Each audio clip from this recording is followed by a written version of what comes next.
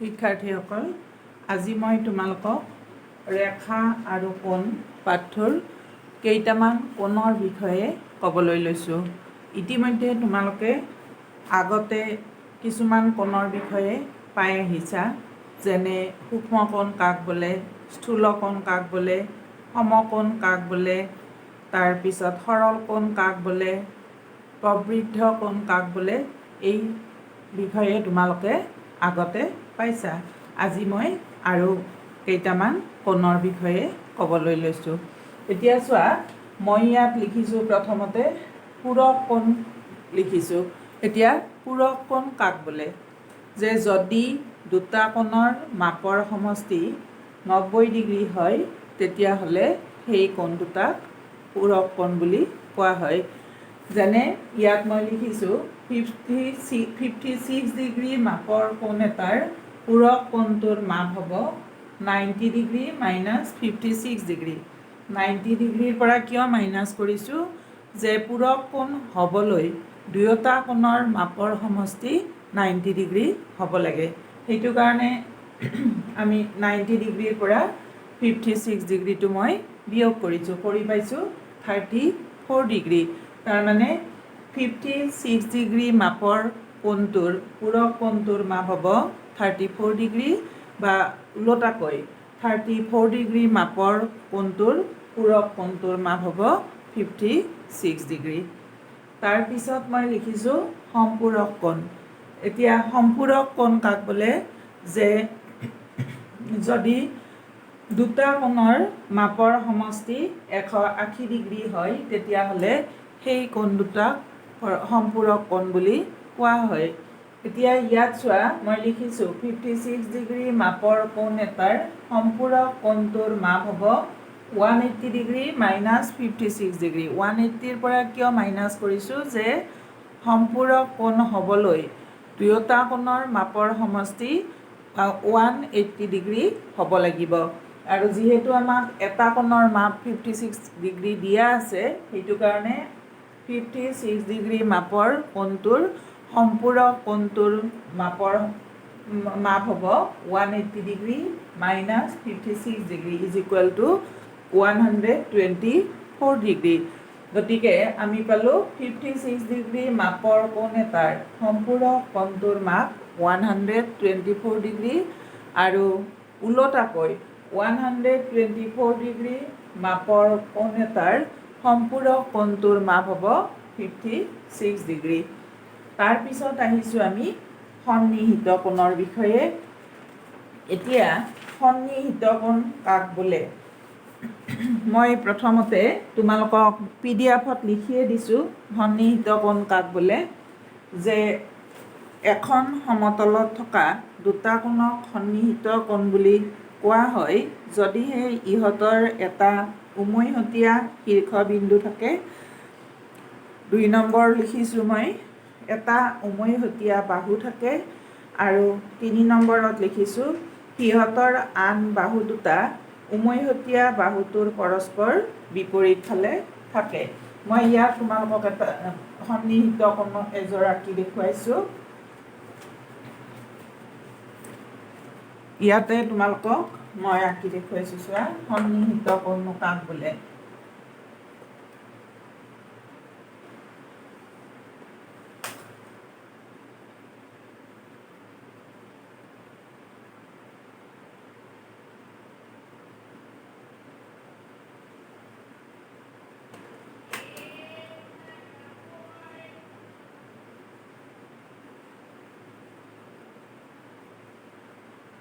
ইয়াত মই দুটা কোণ আঁকিছোঁ। এটা কোণ AOB এইটো, আৰু আন এটা কোণ BOC এইটো। এতিয়া এই কোণ দুটা সন্নিহিত কোণ। কিয়? সন্নিহিত কোণৰ ডেফিনেশ্যনত মই লিখি দিছিলোঁ তোমালোকক যে এখন সমতলত থকা দুটা কোণক সন্নিহিত কোণ বোলে যদি 1 নম্বৰ ইহঁতৰ এটা উমৈহতীয়া শীৰ্ষবিন্দু থাকে। ইয়াত O2 কি হ'ব? দুয়োটা কোণৰ উমৈহতীয়া শীৰ্ষবিন্দু, কাৰণ AOB এই কোণটোৰো শীৰ্ষবিন্দু এইটো O2 হ'ব। আৰু BOC এই কোণটোৰো শীৰ্ষবিন্দু O হ'ব। গতিকে প্ৰথম চৰ্তটো আমাৰ সিদ্ধ হ'ল। তাৰপিছত 2 নম্বৰটো আছিল এটা উমৈহতীয়া বাহু থাকে। ইয়াত OB বাহুটো, এই বাহুটো দুয়োটা কোণৰে এটা বাহু, AOB কোণৰ এটা বাহু এইটো আৰু BOC কোণৰো এটা বাহু এইটো, তাৰমানে দুয়োটা কোণৰ উমৈহতীয়া বাহু হ'ল OB। তাৰপিছত আছিলে সিহঁতৰ আন বাহু দুটা, মানে উমৈহতীয়া বাহু দুটাৰ বাহিৰে আন বাহু দুটা উমৈহতীয়া বাহুটোৰ পৰস্পৰ বিপৰীত ফালে থাকে। এতিয়া AOB কোণৰ OA বাহুটো OBৰ তলফালে আছে আৰু BOC কোণৰ OC বাহুটো OB বাহুটোৰ ওপৰ ফালে আছে, অৰ্থাৎ OB দুয়োটা কোণৰ উমৈহতীয়া বাহু আছিল আৰু এই উমৈহতীয়া বাহুটোৰ পৰস্পৰ বিপৰীত ফালে আন বাহু দুটা, অৰ্থাৎ OA আৰু OC আছে। গতিকে কি হ'ব, ইয়াত AOB আৰু BOC এজোৰ সন্নিহিত কোণ। তাৰপিছত লিখিছোঁ মই ৰৈখিক জোৰ। এতিয়া ৰৈখিক জোৰ কাক বোলে? মই আগতে চিত্ৰটো আঁকি লৈছোঁ, তাৰপিছত তোমালোকক বুজাই দি আছোঁ। ৰৈখিক জোৰ কাক বোলে?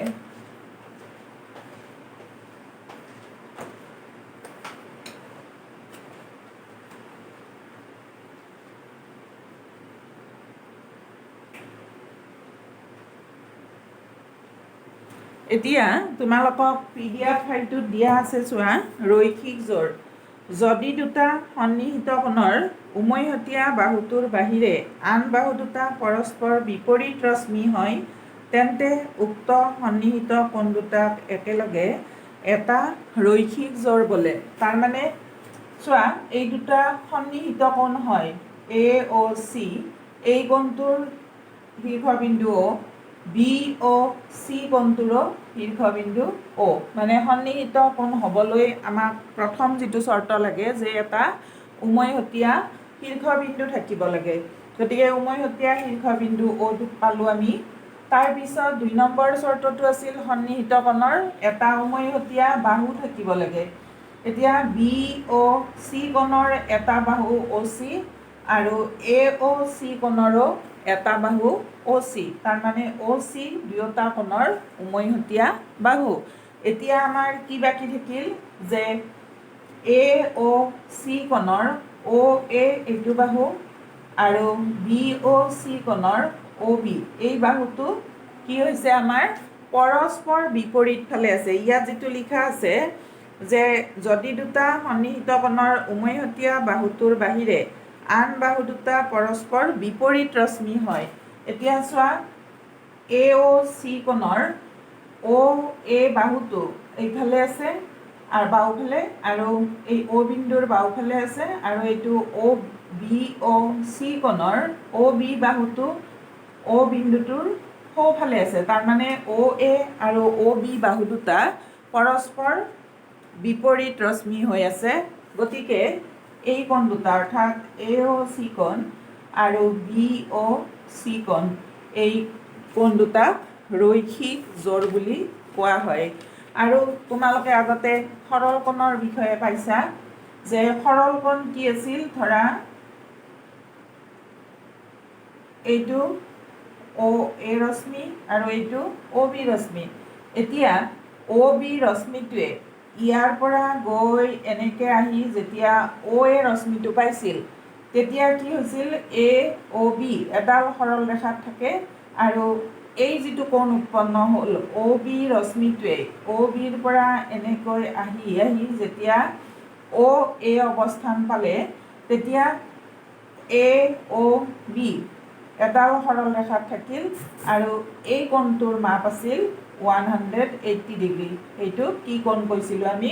সৰল কোণ বুলি কৈছিলোঁ। এতিয়া তোমালোকে ইয়াত চোৱা, প্ৰথমতে আমি গম পালোঁ যে AOC আৰু BOC এজোৰ ৰৈখিক জোৰ, আৰু ইয়াৰ কোণ দুটাৰ মাপৰ সমষ্টি আমি চাওঁ। এতিয়া চোৱা, ইয়াৰ পৰা ইয়ালৈ এই কোণটো ইয়াৰ লগত মিলাই চোৱা, এই কোণটো এই ৰেখাডালৰ ওপৰত আছিল।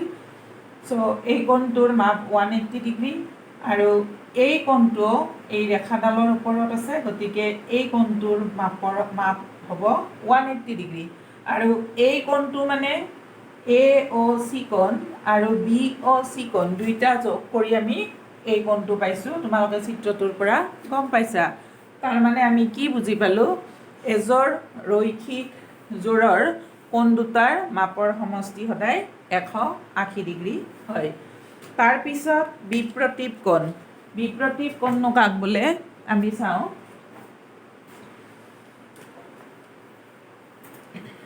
তোমালোকে ইতিমধ্যে জানা যে দুডাল সৰল ৰেখাই মাত্ৰ এটা বিন্দুত কটাকটি কৰে।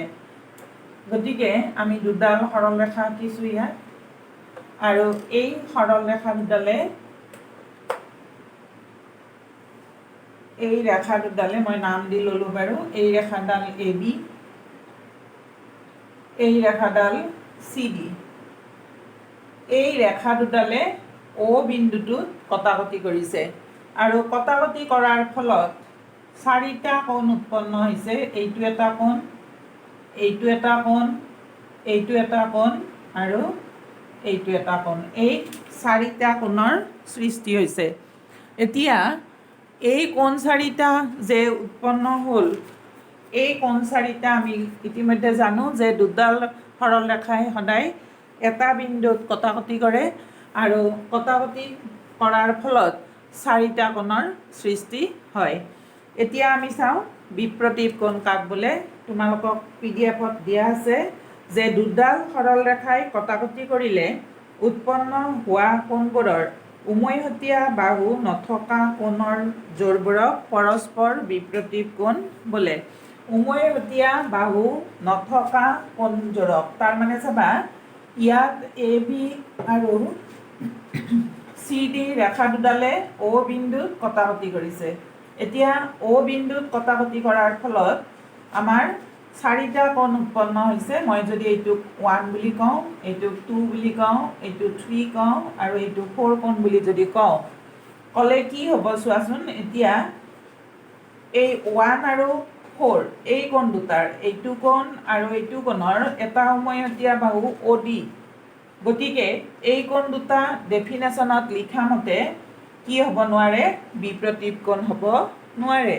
একেদৰে মই যদি 3 আৰু 4 কোণ দুটা ল'লে কি হ'ব, 3 কোণৰ এটা বাহু OA, 4 কোণটোৰো এটা বাহু OA। গতিকে 3 আৰু 4 বিপ্ৰতীপ কোণ হ'ব নোৱাৰে, কাৰণ ইহঁতৰ এটা উমৈহতীয়া বাহু OA আছে। একেদৰে 2 আৰু 3 কোণটোৰো উমৈহতীয়া বাহু OC আছে, আৰু 1 আৰু 2 কোণৰ উমৈহতীয়া বাহু OB আছে। গতিকে উমৈহতীয়া বাহু নথকা কোণৰ যোৰক বিপ্ৰতীপ কোণ বুলি কোৱা হয়। তাৰমানে 1 কোণৰ বিপ্ৰতীপ কোণ হ'ব 3। চোৱা, 1 কোণৰ বাহু দুটা, এটা OD আৰু এটা OB, আৰু 3 কোণৰ বাহু দুটা হ'ল এটা OC আৰু এটা OA। তাৰমানে কোণ 1 আৰু কোণ 3ৰ উমৈহতীয়া বাহু নাই। গতিকে কোণ 1 আৰু 3 পৰস্পৰ বিপ্ৰতীপ কোণ। একেদৰে কোণ 2, এইটো কোণ 2 কোণ আৰু এইটো কোণ 4 কোণ। কোণ 2 আৰু কোণ 4 পৰস্পৰ বিপ্ৰতীপ কোণ, কাৰণ কোণ 2ৰ বাহু দুটা হ'ল OB আৰু OC, আৰু কোণ 4ৰ বাহু দুটা হ'ল OD আৰু OA। অৰ্থাৎ 2 আৰু 4 কোণ দুটাৰ উমৈহতীয়া বাহু নাই। গতিকে 2 আৰু 4 এজোৰ বিপ্ৰতীপ কোণ। এতিয়া তোমালোকে এই কোণবোৰৰ কথা গম পালা, আৰু আন এটা কথা কি গম পালা, যে ৰৈখিক যোৰ গঠন কৰা কোণ দুটাৰ মাপৰ সমষ্টি 180 ডিগ্ৰী হয়। তাৰপিছত আন এটা কথা তোমালোকে মন কৰিবা যে মই প্ৰথমতে চিত্ৰটো আঁকি কৈ আছোঁ।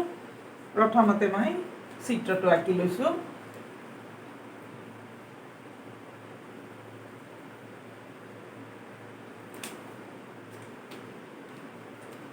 মই ইয়াতে এটা চিত্ৰ আঁকিছোঁ।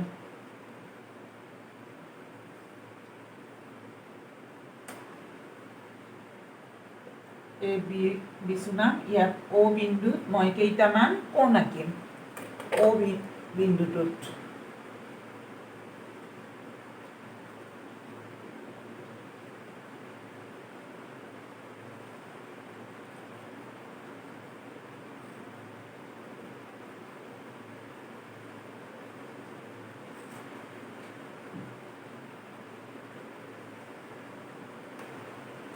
এক মিনিট, চৰি, ফোনটো হোৱাইট বৰ্ডত পেনেৰে আঁকিবলৈ বহুত অসুবিধা হয়, হাতেৰে আঁকিলেও আকৌ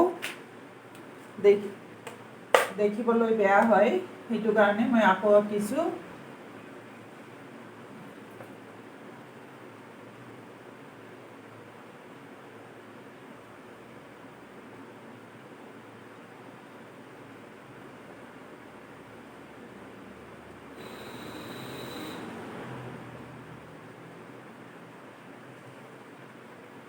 মই এইকেইটা কোণ আঁকিলোঁ ইয়াত।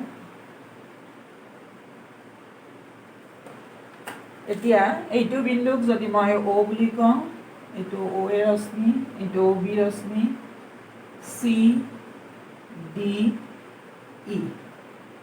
এতিয়া এইটো কোণক মই 1 বুলি কৈছোঁ, এইটো কোণক 2 বুলি কৈছোঁ, এইটো কোণক 3 বুলি ক'লোঁ, আৰু এইটো কোণক 4 বুলি কৈছোঁ। এতিয়া চিত্ৰটো দেখি তোমালোকে গম পাইছা যে, চোৱাচোন, তোমালোকে ইতিমধ্যে অকণমান আগতে মই ক'লোৱেই, আৰু আগতেও পাইছা যে সৰল কোণৰ বিষয়ে, সৰল কোণনো কাক বোলে। এতিয়া ধৰা এইটো অ' এ ৰশ্মি, এইটো অ' বি ৰশ্মি, যে অ' বি ৰশ্মিটোৱে ইয়াৰ পৰা এনেকৈ আহি আহি যেতিয়া অ' এ অৱস্থান পালে, তেতিয়া অ' এ আৰু অ' বি পৰস্পৰ বিপৰীত ৰশ্মি হ'ল, অৰ্থাৎ অ' এ আৰু অ' বি মিলি এ বি এডাল ৰেখাৰ দৰে হ'ল, বা এ অ' বি বুলিও ক'ব পাৰা, এডাল ৰেখাৰ দৰে হ'ল। আৰু সেইকাৰণে এই কোণটোক সৰল কোণ বুলি কোৱা হয়, আৰু কি হয়, এই কোণটোৰ মাপ হয় 180 ডিগ্ৰী। এতিয়া ইয়াত চোৱা, ইয়াত অ' বিন্দুটোত মই 4টা কোণ আঁকিছোঁ, যে এটা কোণ 1, আমাৰ লিখাৰ সুবিধাৰ বাবে 1, বা এই কোণটো বি অ' চি বুলি পঢ়িব পাৰা, বা চি অ' বি বুলিও পঢ়িব পাৰা। গতিকে তাৰপিছত 2 কোণটো, কোণ 2টোকেই তোমালোকে চি অ' ডি বুলি পঢ়িব পাৰিবা, বা ডি অ' চি বুলিও পঢ়িব পাৰিবা। একেদৰে কোণ 3 আৰু কোণ 4, 4টা কোণ আঁকিছোঁ।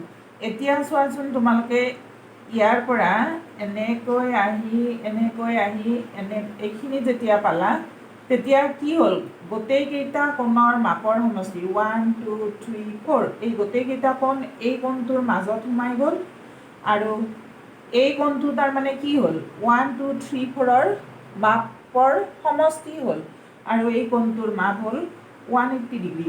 তাৰমানে আমি কি পালোঁ, যে এটা বিন্দুত, অ' বিন্দুটোতেই 1, 2, 3, 4, 4টা কোণ উৎপন্ন হৈছে, আৰু এই 4টা কোণৰ মাপৰ সমষ্টি কিমান হ'ল, 180 ডিগ্ৰী। তাৰমানে আমি কি গম পালোঁ, যে এডাল ৰেখাৰ এটা বিন্দুত ৰেখাডালৰ একেফালে, এইটো ওপৰ ফালে আছে ৰেখাডালৰ একেফালে এক বা একাধিক ৰশ্মিয়ে, এডাল ৰশ্মিও হ'ব পাৰে, নাইবা একাধিক ৰশ্মি, মই ইয়াত 3ডাল ৰশ্মি ধৰিছোঁ, অ' চি, অ' ডি, অ' ই।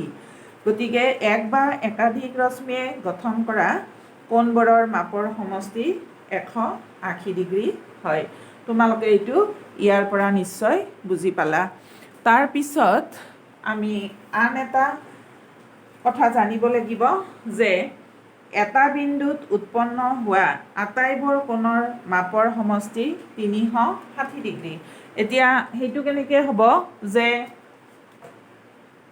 কি লিখিছোঁ মই 3 নম্বৰটো, এটা বিন্দুত উৎপন্ন হোৱা আটাইবোৰ কোণৰ মাপৰ সমষ্টি 360 ডিগ্ৰী।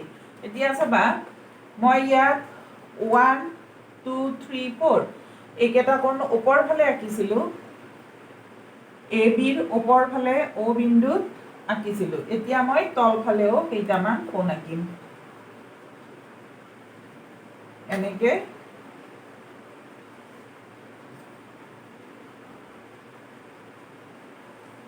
এইফালেও মই এই ৰশ্মিকেইটা আঁকি দিলোঁ। দিয়াৰ লগে লগে আৰু কেইটামান কোণৰ সৃষ্টি হ'ল। এই বিন্দুটো O বিন্দু আছিল।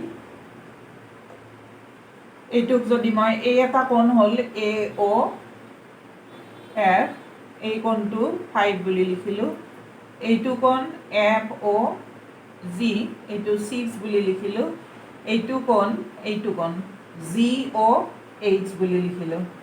এতিয়া তোমালোকে চোৱাচোন, আগৰ কথাটো বাদ দিয়া, ইয়াৰ পৰা ইয়ালৈ এই আটাইকেইটা কোণ মানে 1 2 3 4 আটাইকেইটা কোণ ক'ত উৎপন্ন হৈছিল?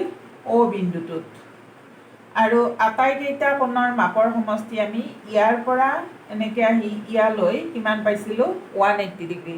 এতিয়া মই চাওঁ OA ৰশ্মিটোৱে ইয়াৰ পৰা ইয়ালৈ আহিলে, তাৰমানে OA এই ৰশ্মিটোৱে যেতিয়া ইয়াৰ পৰা ইয়ালৈ আকৌ ঘূৰি আহিল, ধৰা এই অৱস্থান পালে, এনেকৈ আহি পেলাই কি হ'ল? এটা সৰল কোণ হ'ল AO, এইটো OA অৱস্থানৰ পৰা আহি আহি OB অৱস্থান যেতিয়া পালে, তেতিয়া এইটো এটা সৰল কোণ হ'ল। অৰ্থাৎ এই কোণটোৰ মাপৰ এই কোণকেইটাৰ মাপ 5 6, এইটো 7, এইটো 8, এই কোণকেইটাৰ মাপৰ সমষ্টি হ'ল 180 ডিগ্ৰী। তাৰমানে O বিন্দুটোত উৎপন্ন হোৱা আমি কেইটা কোণ ইয়াত পালোঁ? 1 2 3 4 5 6 7 8, 8টা কোণ আছে। এতিয়া এই O বিন্দুত উৎপন্ন হোৱা কোণবোৰ আমি ইয়াৰ পৰা আৰম্ভ কৰি যদি চাওঁ, ইয়াৰ পৰা এনেকৈ আহি ইয়াৰ পৰা আকৌ এনেকৈ ইয়ালৈ আহিল। এইটো কি কোণ হ'ল? সম্পূৰ্ণ কোণ তোমালোকে পাইছিলা। এইটো এটা সম্পূৰ্ণ কোণ হ'ল। গতিকে সম্পূৰ্ণ কোণৰ মাপ কিমান? 360 ডিগ্ৰী। নাইবা তোমালোকে এনেকৈ ভাবিবও পাৰা, মই আগতে যেনেকৈ বুজাই দিলোঁ যে OB ৰশ্মিটোৱে ইয়াৰ পৰা আহি আহি যেতিয়া OA অৱস্থান পালে এটা সৰল কোণ সৃষ্টি হ'ল। গতিকে এই কোণকেইটাৰ অৰ্থাৎ AOBৰ ওপৰ ফালে থকা কোণকেইটাৰ মাপৰ সমষ্টি 180 ডিগ্ৰী হ'ল। তাৰপিছত এই ৰশ্মিটোৱে যেতিয়া O বিন্দুটোৰ অৰ্থাৎ OABৰ তলফালে কৰিলে কোণকেইটা, এই 5 6 7 8, এই গোটেইকেইটা কোণ লগ লাগি এটা সৰল কোণ হ'ল। গতিকে এই কোণকেইটাৰ মাপৰ সমষ্টিও 180 ডিগ্ৰী। গতিকে 1 2 3 4 5 6 7 8, এই 8টা কোণৰ মাপৰ সমষ্টি হ'ল 180 degree plus 180 degree is equal to 360 degree. কাৰণ এই গোটেইকেইটা কোণ লগ লাগি এটা সম্পূৰ্ণ কোণৰ সৃষ্টি হৈছে। এতিয়া মই আজি তোমালোকক কোণ সম্পৰ্কীয় এই কথাখিনি ক'লোঁ, আৰু নেক্সট ক্লাছত আমি কিছুমান অনুশীলনীৰ অংক বুজাই দিম। ধন্যবাদ।